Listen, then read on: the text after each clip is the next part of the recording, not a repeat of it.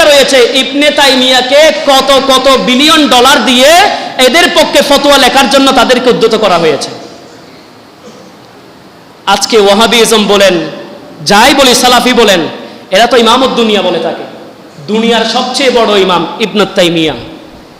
কিন্তু ইবনে তাইমিয়ার ফতোয়ার কিতাব যদি আপনারা খুলেন, এক পৃষ্ঠায় ফতোয়া একরকম থাকলে একই ফতোয়া অপর পৃষ্ঠায় গিয়ে অন্যরকম পাবেন। তো রিসার্চ করার মতো নাই, কেউ রিসার্চও করে না। এখন এই যে আমি কথাগুলো বলছি চিল্লাইতে চিল্লাইতে আমার গলার পানি শুকাই ফেলতেছি, কিন্তু আমাদের অপোজিশন যারা আছে তারা কিন্তু চিল্লাই না, তারা জোর গলায় কথা বলে না, এমন স্যুট বুট পরে সুন্দর করে বসবে, মনে হয় যেন আল্লাহ আসমান থেকে ফেরেশতা নাজিল হয়েছে। তো এই ফেরেশতার মতো মানুষগুলোর চেহারার দিকে তাকিয়ে তাকিয়ে আমাদের ইয়াং জেনারেশন, আমাদের ইউনিভার্সিটি, কলেজ ইউনিভার্সিটির বাইরা, ছাত্র বাইরা আস্তে আস্তে ডাইভার্ট হয়ে যায়।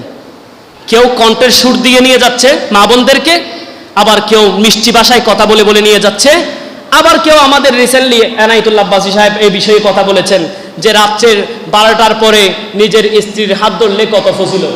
এদের কাছে প্রশ্ন আসে, এগুলা স্ত্রীর কি করা যাবে না যাবে, আলায়াজুবিল্লাহ, এগুলা স্বামী এবং স্ত্রীর ঘরের বিষয়। আমার রসুল বলেছেন এই বিষয়গুলো বাহিরে বলাটাও না। এখন তাদের কাছে আছে ওই প্রশ্নগুলা, সে জানে না যে এই প্রশ্নের উত্তর সেই দিচ্ছে, এই প্রশ্নগুলোর উত্তর দেওয়া গুনাহের সমপরিমাণ।